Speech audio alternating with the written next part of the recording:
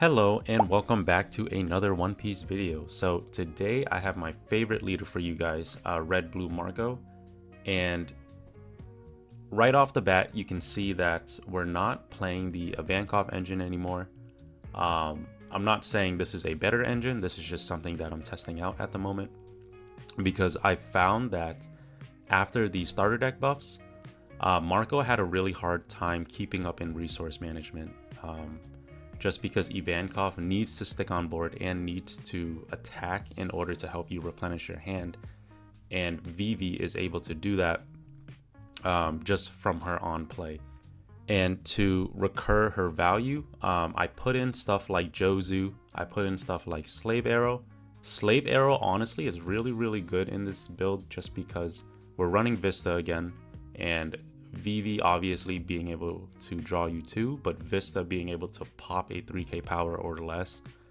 His biggest drawback was his low stat line, but because of Slave Arrow, I'm willing to run him again just because after he pops something, if he's just sitting on the board, he's free fodder for your Slave Arrow cost. So yeah, this build is more centralized around using your small bodies in the early game. Nico Robin being our main 3-drop now instead of the Ivankov. And then in the late game, while they're just sitting on your board, you're going to have fodder for stuff like Slave Arrow and Jozu. And then obviously, when you reach your top end in the form of like Beckman, Newgate, Rayleigh, and Sanji, you're just going to be playing those.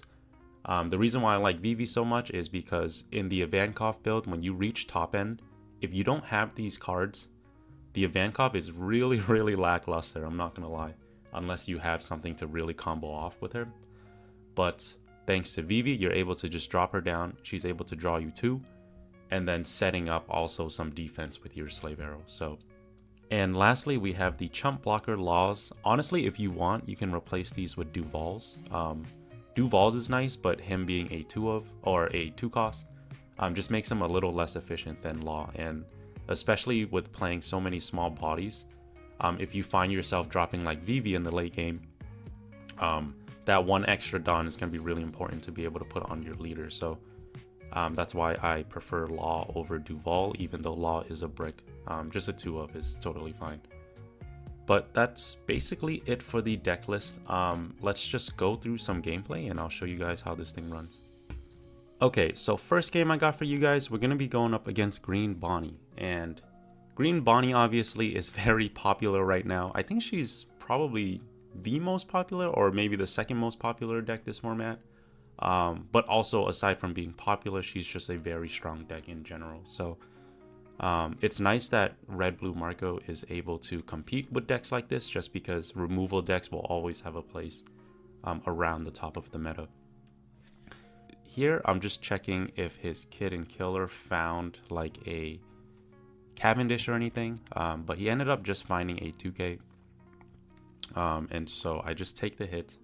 I wanted to make sure if he played down anything, we would have an answer for it in the form of Nico Robin or Vista. But yeah, luckily we found 2 anyways, and so we're able to just hold both in hand there. So start off with a 6k lead. And then dropping down the Nico Robin, just because him not being able to rest down our Robin, make sure that anything he puts down next turn will be able to disrupt his board there. And the reason why I like Nico Robin and Vista so much together is because next turn, in theory, if he put down anything, we would be able to clear his board, with the Vista being able to pop that Kid and Killer as well. So this turn, I probably just pop the X-Drake, right, with the Nico Robin. And then I think I go ahead and pop that Kid and Killer. Yeah, there it is.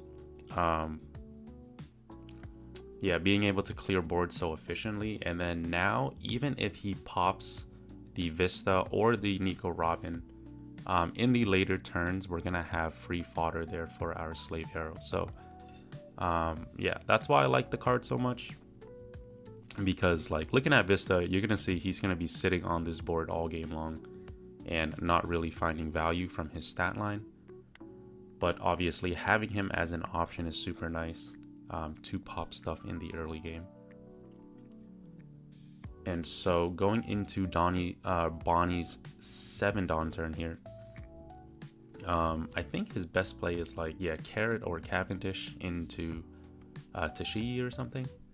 But he plays down the Carrot, swinging in 6 at lead, and I decide to take it. I want to save counter for our bodies just because stuff like Newgate, Beckman, and Rayleigh, those are going to be our game winners, and so it's really important to be able to save that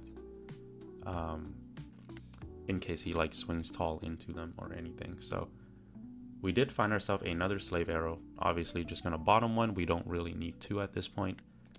And then to play around another Carrot or the KO Shanks, I decide to play Beckman over the Newgate here. And that's really the reason why I kept Beckman in the deck, because when you're playing Newgate against Bonnie, it feels really, really bad if he's able to Carrot your Newgate or able to just KO Shanks your Newgate right off the bat. And so, yeah, we play around that. And now if he plays down the Shanks, obviously it's going to feel really bad for him just because he's only going to be able to KO like our Robin or Vista here. So luckily for us, his best play is just going to be this 8-cost kid. And then not even the Bej that protects him from being KO'd. Yeah, but it didn't really matter too much since we have the Rayleigh anyways. We should be able to lower this kid enough to just swing into it with Robin. So the reason why I didn't want to just pop the kid is because I want Robin to get some value. And so here we're able to swing in 4 and a 3. And then obviously just pressuring life with the rest of our swings here. So a 6 connects, and then this 7 should connect as well. And now we're in a really, really good spot to start ending the game in the next couple turns. Obviously, Bonnie being as tanky as she is, it may take a little while, but I just don't see any way for him to come back into this game here.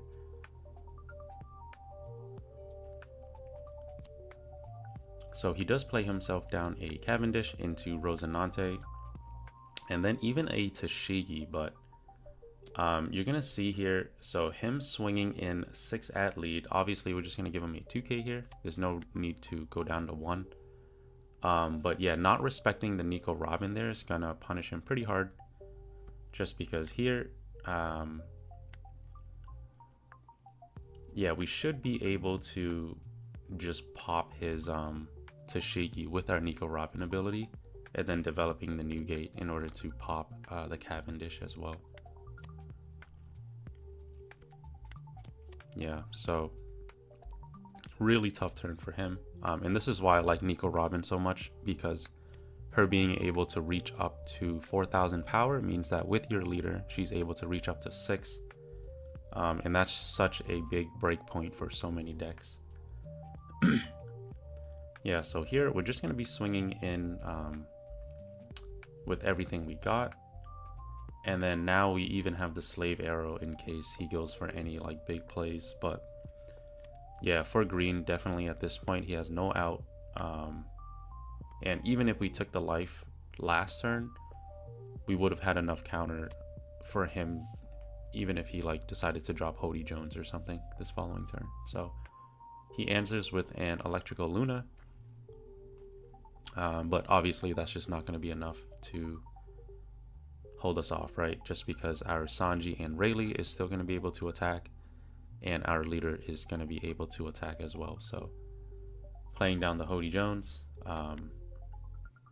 yeah, at this point it's just game over.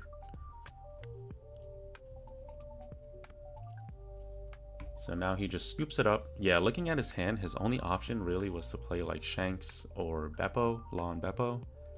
But obviously Law and Beppo is not going to be able to hold off our board there. So, okay, so this game we're going to be going up against Purple Black Luffy. And PB Luffy is going to be one of the more popular decks as well, just because he's already finding a lot of success in the recent regionals and meta reports.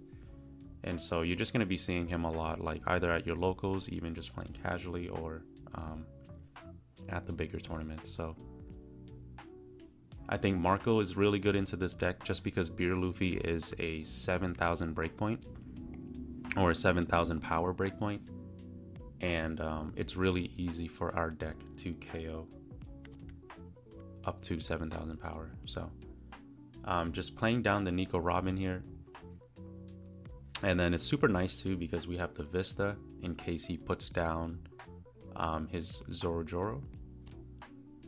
But he plays down the Robin here. Yeah, I'm not too sure if it's worth it to double develop just because we are showing a Nico Robin on board.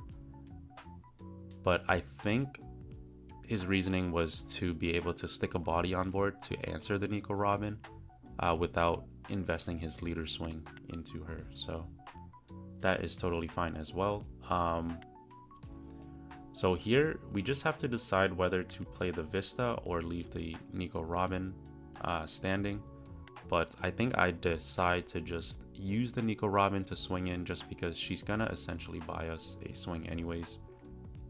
Because next turn he's gonna want to play Beer Luffy, and if he does, then we're probably not going to be able to swing into a 7k leader, especially because we want to play stuff like Rayleigh or Beckman if we had him. But Vista's super nice here because he gave us the option to actually Otama leader ability and Vista the Luffy here. So yeah, either way, next turn we should be pretty much set to answer his board.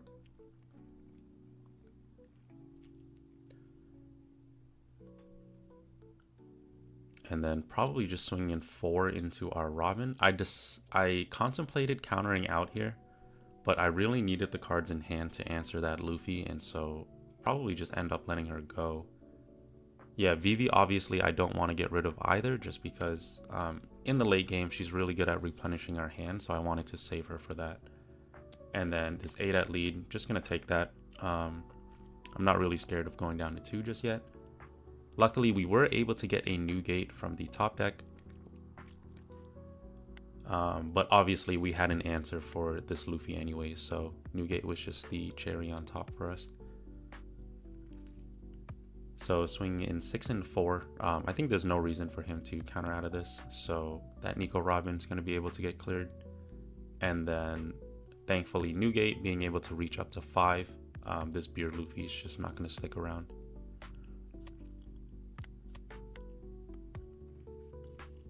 Yeah, and now going into his 9 Dawn turn, he could answer with like a Rush Luffy, but even with the Rush Luffy, we have so much reduction in hand, we would be able to get rid of him as well. So we're in a really good spot here. He does answer with another Beer Luffy, which is pretty tough for us, just because 7k leaders, again, it's really hard to plow through them, especially with Purple Black Luffy having access to stuff like Gum Gum. Swinging tall is almost never the answer against these Luffy decks. So he tries his best to get this new gate off the board, but we're able to just counter with 2 2k counters.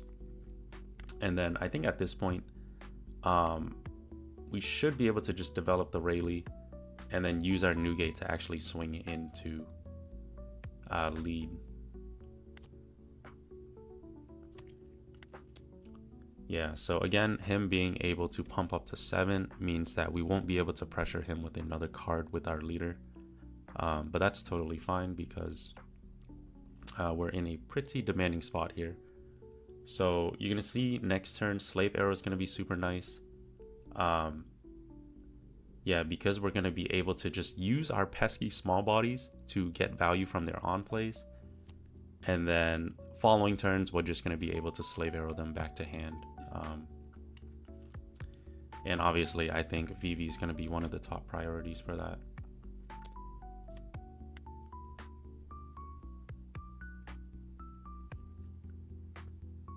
Yeah, so here at this point, Sanji's not going to be super impactful, so we're just going to bottom him there. And then thanks to the Gordon, we're going to be able to use our Vista instead of using our new gate. And then swinging in 7 8 8. So I didn't know that he was bricked up at this point, but we were really set up to replenish our hand for the later turns as well, just because with Vista and Vivi down, if he answers one of them with like a Rush Sanji or something, then we'll still be able to save the other and reuse his on play with Slave Arrow. So yeah, able to take a win from Purple Black Luffy as well. Okay, so last game I got for you guys, we're gonna be going up against Blue Buggy, and I got a lot of people in the comments saying that Blue Buggy is almost impossible to beat, but honestly, I feel like this matchup is he either finds the new Mihawk and Crocodile, or he busts, just because that's really like the only card that counters us. And with this build, honestly, if you save your Vistas, you should be able to KO like one of his characters once with one of your standing bodies in the form of like Masked Deuce or the Nico Robin, and then after he uses the ability to save them, you can just pop it with Vista, just because these bodies have such low Dawn commitment that you should be able to force multiple KOs in one turn. So yeah, here luckily for us, he actually doesn't find the Croc and Mihawk just yet, and so we're able to just continuously disrupt his board here. And then here, this is why I like Jozu so much. So obviously Masked Deuce is not going to find us any value anymore, especially with these taller bodies being 7k and 8k. So I just bounce him to hand and then swinging another 5 at lead here. And yeah, at this point, if he does drop the Croc and Mihawk, even though we're not able to get rid of him off the board, we have a 7k body on board. And being able to spam stuff like Rayleigh just makes sure that he's not able to get much value from those characters, because Rayleigh's going to be able to reduce them for the entire turn while you're just continuously adding pressure. So yeah, just dropping down the Rayleigh here. No need to greed for the leader ability and honesty.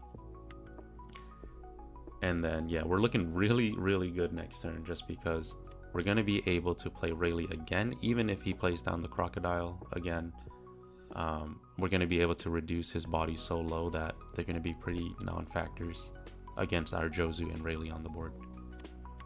And so swinging in 5k at lead here, just countering out with a 1k. And then yeah, definitely next turn we're just going to be dropping Rayleigh again to get rid of that Mihawk there. Yeah, and it's just so hard for him to get to that 5 bodies checkpoint for his 10 drop buggy, just because unless he has that Mihawk and Croc, we're just going to be able to remove his bodies every single turn. So yep, just reducing his Croc again so that he's now down to 4k power for the next turn as well. It's just going to be really hard for him to really do anything with him. So able to get the Kabaji off the board as well, just because I think without that, we probably would have been able to put him down to 0, which is obviously really scary looking at these 4 bodies on our board. But yeah, even if he's able to block her up next turn, we should be able to pressure him for game here, right? So thanks to Vista being low, we should be able to use Gordon and leader ability to get one of these blockers out of the way. Yep, and then just getting rid of Honesty Impact here, right? And then playing out the Vivi so that we have the Slave Arrow set up. And if he has any like crazy comebacks, then we can just counter and recycle that VV for future turns. So yeah, able to get a win off of Buggy as well. Alright, so that's basically it for the video, guys. So I think this build just needs a little bit of tuning. Obviously it's much more nuanced and you need to time your plays a little bit more efficiently, especially in the early and mid game. But I really like the idea of this build. I think I'm going to keep on trying to work with it until I find something that's going to be really, really consistent. But at the moment, I do like the idea of playing small bodies in the early game and then just being able to recycle them with stuff like Jozu and Slave Arrow. So yeah, I hope you guys enjoyed the video, and I'll see you in the next one. Bye.